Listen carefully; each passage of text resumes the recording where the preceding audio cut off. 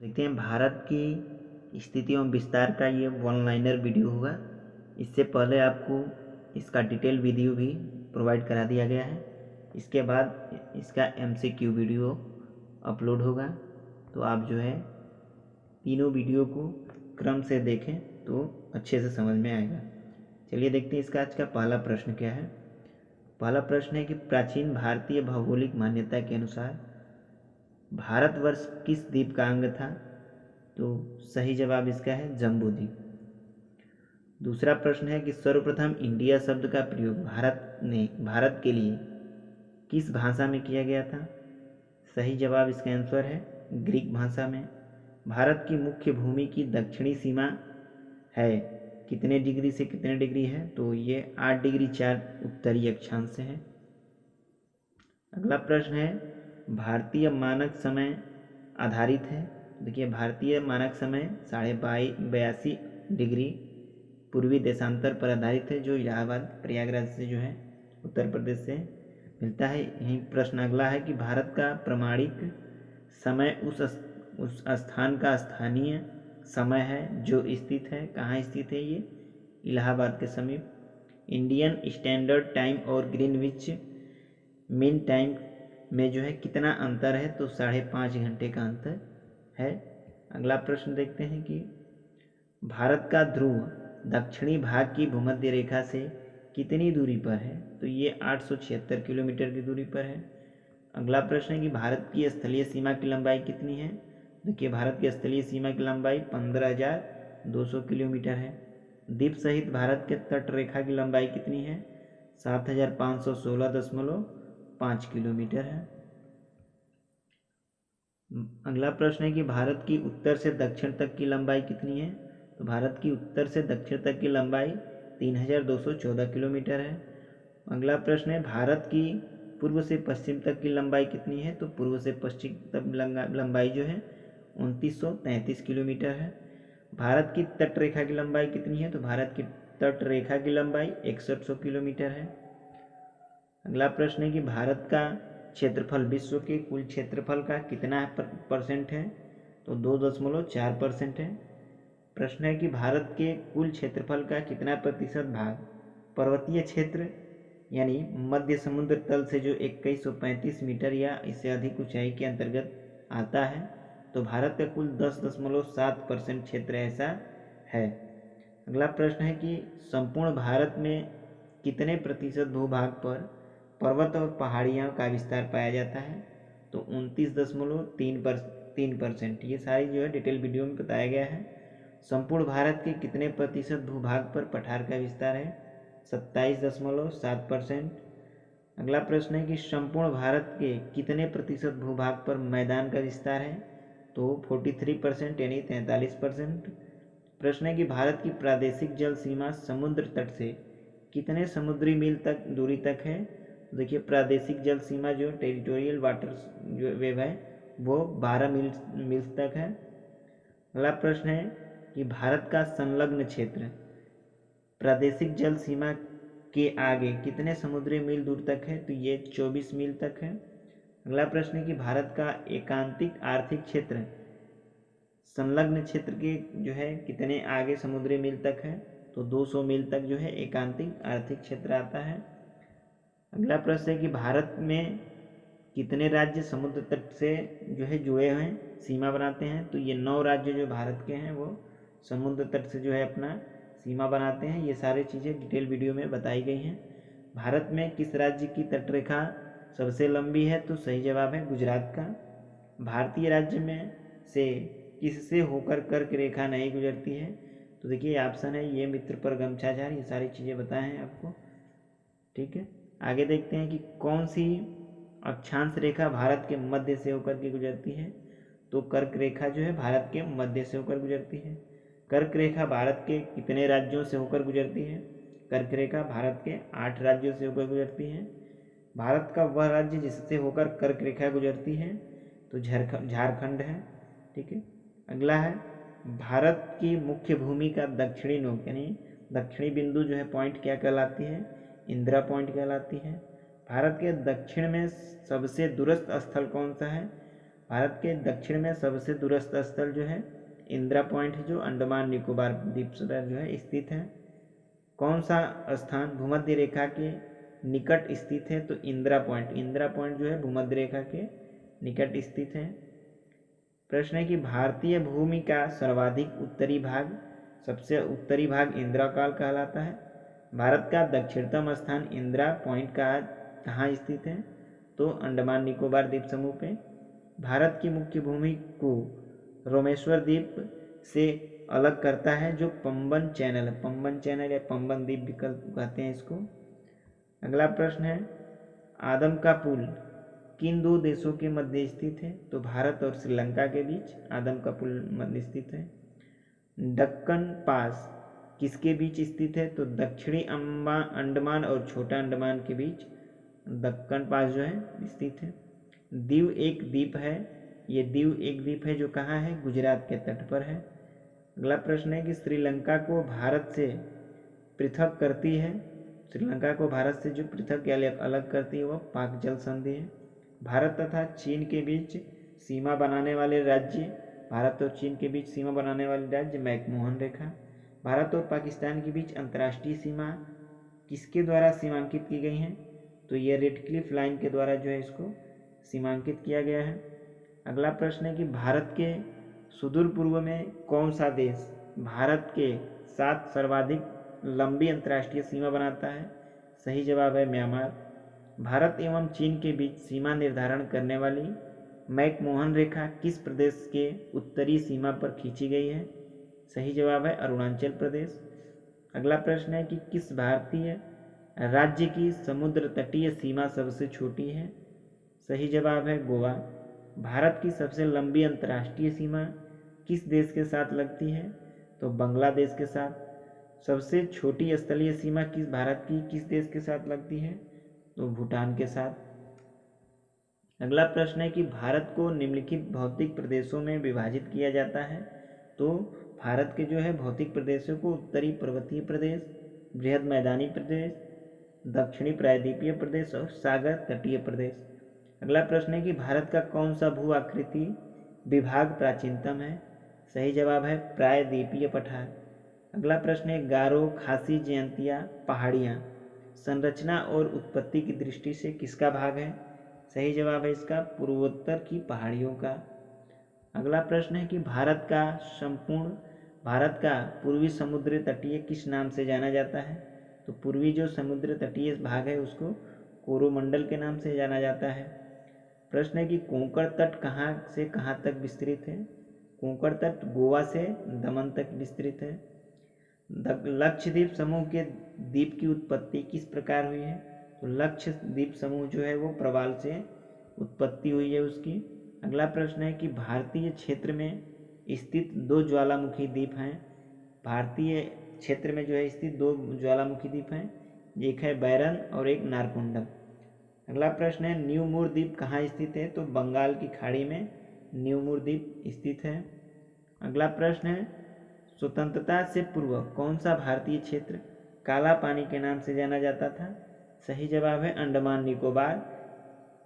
लक्षद्वीप समूह स्थित है, लक्षद्वीप समूह अरब सागर में स्थित है। दीव कहाँ स्थित है? तो खंभात की खाड़ी में स्थित है। अगला प्रश्न है कौन सा द्वीप भारत और श्रीलंका के मध्य स्थित है? तो रामेश्वरम द्वीप जो है भारत और श्रीलंका के मध्य स्थित है। अगला प्रश्न है लक्षद्वीप समूह में द्वीपों की संख्या कितनी है? सही जवाब 36। अगला प्रश्न है थार मरुस्थल कहाँ स्थित है? सही जवाब है राजस्थान। अगला प्रश्न है दक्षिणी गंगोत्री क्या है? तो सही जवाब है अंटार्कटिका में स्थापित भारतीय वैज्ञानिक अनुसंधान केंद्र जो है वह दक्षिणी गंगोत्री के नाम से जानी जाती है। अगला प्रश्न है वर्तमान में भारत के किस स्थान को सफ़ेद पानी के नाम से जाना जाता है? तो जो सियाचिन है जम्मू कश्मीर में, सियाचिन को सफ़ेद पानी के नाम से जाना जाता है। अगला प्रश्न है कि हैदराबाद का जुड़वा नगर कौन सा है? तो हैदराबाद का जुड़वा नगर सिकंदराबाद को कहते हैं। प्रश्न है कोच्चि का जुड़वा नगर कौन सा है? सही जवाब एर्नाकुलम। अगला प्रश्न है कि जम्मू कश्मीर राज्य का वह हिस्सा जिस पर चीन का अधिकार है क्या कहलाता है? तो अक्साई चीन। अगला प्रश्न है, भारत का एकमात्र शीत मरुस्थल है। सही जवाब है लद्दाख। अगला प्रश्न है कि भारत का क्षेत्रफल कितना है, तो 32,87,263 वर्ग किलोमीटर। प्रश्न है, भारतीय उपमहाद्वीप मूलतः एक विशाल भूखंड का भाग था जिसे कहा जाता है गोंडवाना लैंड।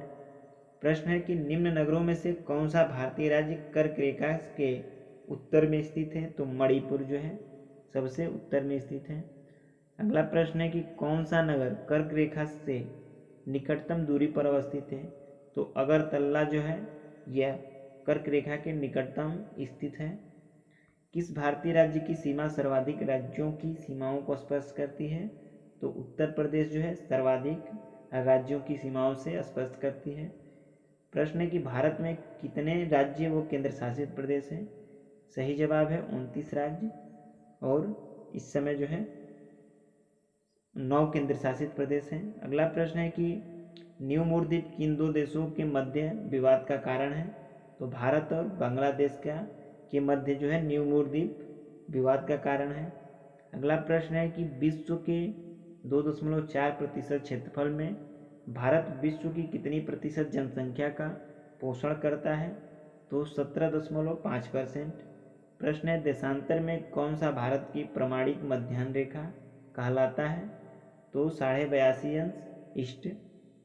अगला प्रश्न है कि भारत स्थित है तो 8 डिग्री 4 उत्तरी अक्षांश से 37 डिग्री 6 उत्तरी तथा 68 डिग्री 7 पूर्वी देशांतर से 97 डिग्री 25 पूर्वी देशांतर के मध्य। अगला प्रश्न है कि भारत किस गोलार्ध में स्थित है। सही जवाब है उत्तरी और पूर्वी गोलार्ध में। प्रश्न है, संघ शासित प्रदेश दादर और नगर हवेली भारत में किन राज्यों के बीच स्थित हैं, तो गुजरात और महाराष्ट्र के बीच में है। कौन सा राज्य पहले नेफ्फा के नाम से जाना जाता था। सही जवाब है अरुणाचल प्रदेश। अगला प्रश्न है कि पोर्ट ब्लेयर स्थित है, तो पोर्ट ब्लेयर दक्षिणी अंडमान पर स्थित है। अगला प्रश्न है, इंदिरा पॉइंट किसकी दक्षिणी नोक है, तो अंडमान और निकोबार द्वीप समूह की। प्रश्न है कि भारत की सबसे बड़ी सुरंग जवाहर सुरंग किस राज्य में स्थित है। सही जवाब है जम्मू कश्मीर।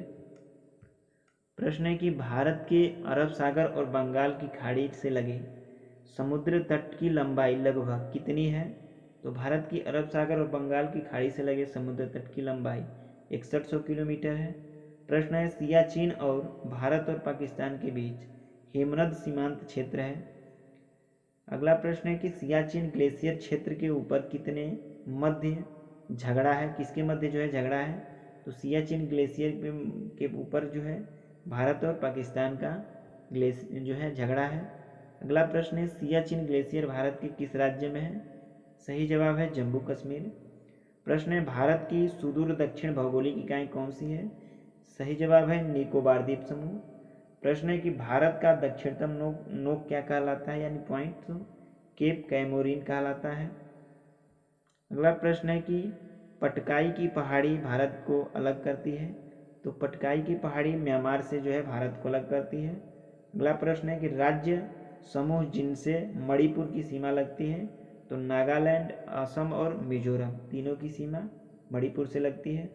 प्रश्न है, भारत और पाकिस्तान के बीच की सीमा का निर्धारण किसने किया था, तो भारत और पाकिस्तान के बीच की सीमा का निर्धारण सर सिरिल जॉन रेडक्लिफ के द्वारा की गई थी। अगला प्रश्न है कि राज्यों में से कौन सा राज्य 3 तरफ से बांग्लादेश से घिरा है। सही जवाब है त्रिपुरा। प्रश्न है कि डुरंड लाइन निम्नलिखित 2 देशों में से किनके बीच की सीमा है, तो पाकिस्तान और अफगानिस्तान की। अगला प्रश्न है, पाकिस्तान की सीमाओं से लगे भारतीय राज्य कौन कौन से हैं। पाकिस्तान की सीमाओं से लगे राज्य हैं गुजरात, जम्मू कश्मीर, पंजाब और राजस्थान। अगला प्रश्न है, अरब सागर में स्थित भारतीय द्वीप की सर्वाधिक महत्वपूर्ण विशिष्टता क्या है, तो ये सभी प्रवाल उद्गम के हैं। प्रश्न है कि भारत का पूर्वतम स्थान किस राज्य में अवस्थित है। सही जवाब है अरुणाचल प्रदेश। प्रश्न है कि प्रमुख भारतीय नगरों में से कौन सा एक सबसे अधिक पूर्व की ओर अवस्थित है। सही जवाब है लखनऊ। अगला प्रश्न है, भारत के किस भाग में बैरन ज्वालामुखी द्वीप है, तो अंडमान द्वीप समूह में। अगला प्रश्न है कि 1953 में जब आंध्र प्रदेश एक अलग राज्य बना तब उसकी राजधानी कौन सी थी? तो सही जवाब है कुर्नूल। अगला प्रश्न है कौन से भारतीय राज्य में प्रातः काल में सूर्य की किरणें सबसे पहले पड़ती हैं? तो अरुणाचल प्रदेश में प्रातः काल में सूर्य की किरणें सबसे पहले पड़ती हैं। अगला प्रश्न है कि क्षेत्रफल के क्रम में भारत के 3 बड़े राज्य कौन कौन से हैं? तो पहला पे राजस्थान, दूसरे पे मध्य प्रदेश और तीसरे पे महाराष्ट्र है। अगला प्रश्न है कौन सा राज्य उत्तरी पूर्वी राज्य की 7 बहनों का भाग नहीं है? तो पश्चिम बंगाल। भारत का सबसे अधिक विस्तृत भू आकृतिक प्रदेश है दक्षिण का पठार। अगला प्रश्न है कि भारत के किस प्रदेश की सीमा 3 देशों क्रमशः नेपाल, भूटान और चीन से मिलती है? तो सिक्किम की सिक्किम राज्य की सीमा 3 देशों से मिलती है। अगला प्रश्न है कौन सा महत्वपूर्ण अक्षांश भारत को 2 लगभग बराबर में विभाजित करता है? तो 23.5 अंश उत्तरी अक्षांश। अगला प्रश्न है कि भारत का सुदूर पश्चिम का बिंदु है? सही जवाब है 68 डिग्री 7 पूर्वी जो गुजरात में है। अगला प्रश्न है कि अरावली एक विंध्य श्रृंखला के मध्य कौन सा पठार स्थित है? सही जवाब है मालवा का पठार। प्रश्न है कि सिलवासा राजधानी है, सिलवासा किसकी राजधानी है? तो दादर एवं नगर हवेली की। अगला प्रश्न है कि राज्यों में से किसकी तटरेखा सर्वाधिक है? सही जवाब है गुजरात की। अगला प्रश्न है कि उत्तर भारत में उप हिमालय क्षेत्र के सहारे फैला समतल मैदान को क्या कहा जाता है? सही जवाब है भावर। अगला प्रश्न है कोरी निवेशिका जिस पर स्थित है वह है कच्छ का लिटिल रन। अगला प्रश्न है कि भारत का लगभग 30% क्षेत्र 3 राज्यों में समाहित है, ये 3 राज्य कौन से हैं? तो राजस्थान, मध्य प्रदेश और महाराष्ट्र।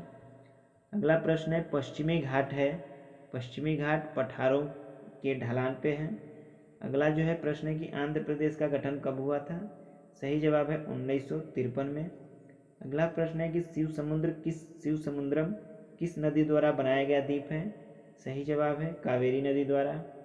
अगला प्रश्न है कि भारतीय मानक समय का यमोत्तर नहीं गुजरता है? तो महाराष्ट्र से नहीं गुजरता है।